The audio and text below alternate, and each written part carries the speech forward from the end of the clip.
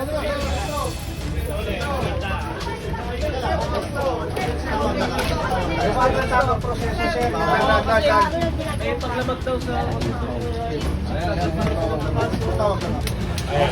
lang flood control ang problema ng bansa. Ang problema natin, ang ating Pangulong Ferdinand Bongbong Marcos Jr.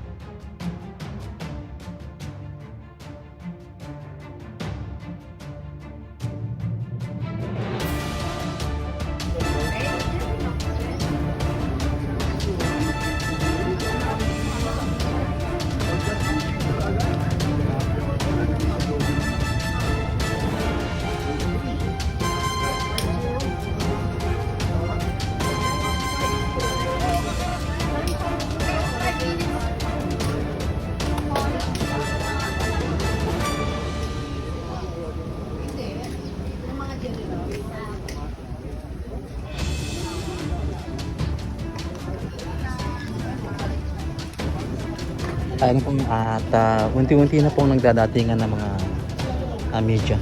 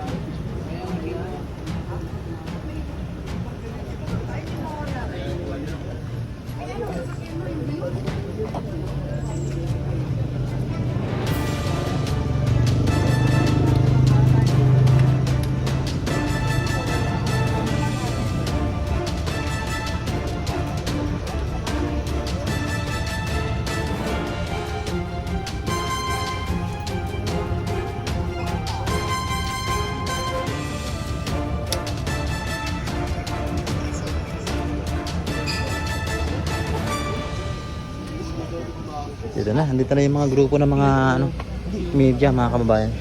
Pati na po sila. Nandiyan na?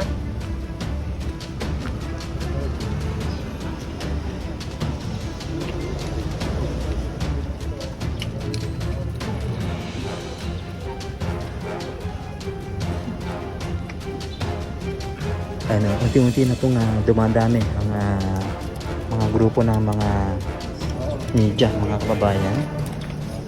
Ayan, nandito na po kami sa may harapan po ng CIDG.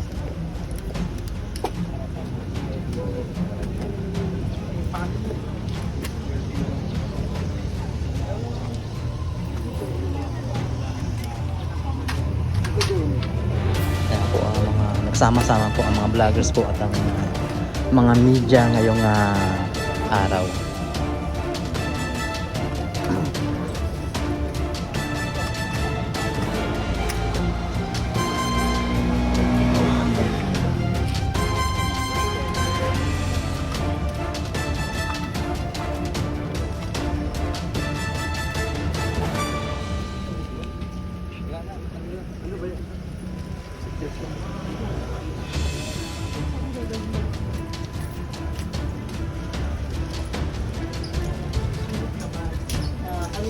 Ay, sorry. Oh, Mike. Sa dami ng tila.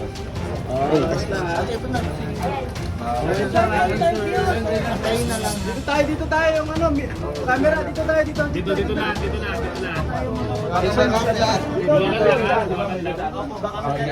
tayo. Gawin nyo na camera. Luwag lang. Galing. Tripod mo ba? Kayo dito kami. Para kayo tripod muna, partner. Kuya, ang alin. Bigyan lang muna kayo ng dito sa gilid. Dito ka banda. Ayan.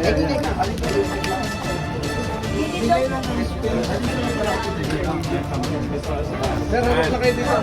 Harap mo dito, sir. Bigyan nyo lang sa likod nyo, ha? Dito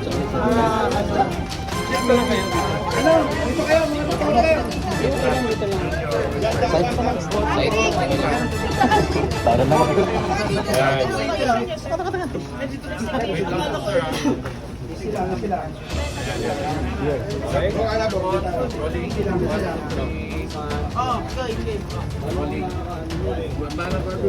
Okay, sir.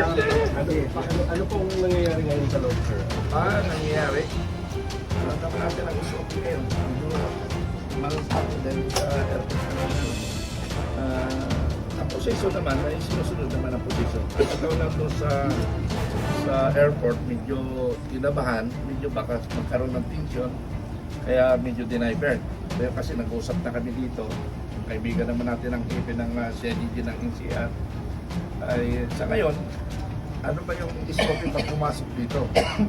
Piano. Piano siya. That is part of the SOP. And patapos nga, after ng pagpili na yan, pumunta na sa korte para magkansa.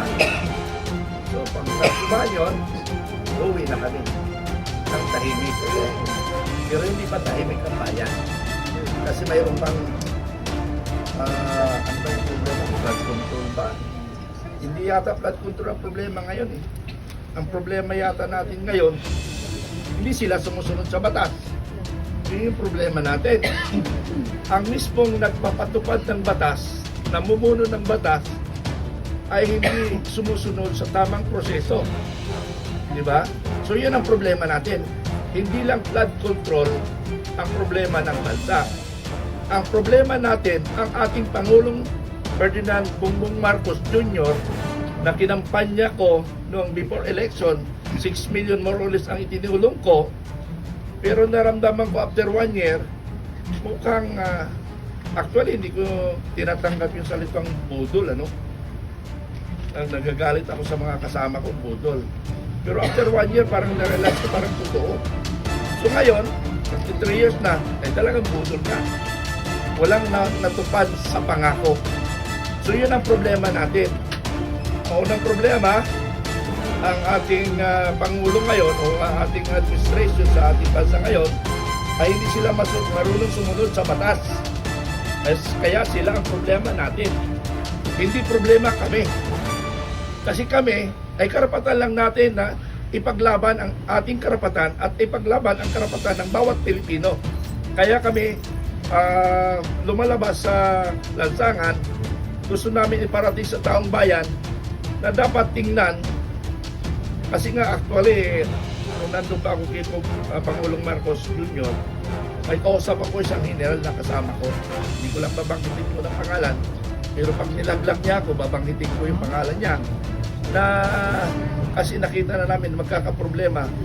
Ang napag-usapan namin ay recall election. Yung recall election, ang isa na na-approvahan dyan, yung San Juan City, Kisamura time yata yun. So karapatan natin magkaroon ng recall election or itulad natin doon sa kanyang ama. Ano ba yung sa kanyang ama? Diba snap election na sinabi nila dinaya. Ako, hindi ako naniniwala noon na dinaya. Hanggang ngayon, hindi ko rin ako nag-conclude kung talagang dinaya si dating Presidente Corazon Aquino. So, dalawa kasi ang tinitingnan ko. Opinion ko. Stop election or recall election. Kasi nga, alam niyo sa totoo lang, it's because of Marcos na divide ang Pilipino. Nahati tayo. Tayo mismo Pilipino, nag-away-away. Bakit nangyari ito? Alam niyo bakit nangyari ito? Dahil nga, yung sinasabi natin ng Pangulo natin, mahinang Pangulo, mahinang Presidente. Yun ang katotohanan. Kasi kung matigas ang Presidente, hindi tayo magwatak-watak. Sulit tayong Pilipino. Na ang pinaglalabanan lang natin, yung politika. Ngayon parang personalan na tayo eh. Sir, yung pagka-arrest ni General Focus kanina, did you find any irregularity na pinatupad yung mga pulis doon na parang... Okay naman, wala naman ako nakita. Kanina, medyo nagkaroon ng tension kasi sa ating isip lang na hindi tayo pabibigyan. Pabibigyan pala tayo kasi nag-usap kami nung hepe dito. Wala naman kanong tension. Miscommunication. Makausap ng abogado namin, si General Poques. Then, siyempre, para may maakumpanahan siya ng kanyang abogado. So, hindi nangyari, it because of miscommunication. Pero wala tayong masabi sa CIDG. Ang aming sinasabi na talaga, yung national government, talagang bangan ang pag-iisip. Pero sa proseso, nasunod ang proseso. Okay? Dito na si Atty. I'm retired Colonel Segundo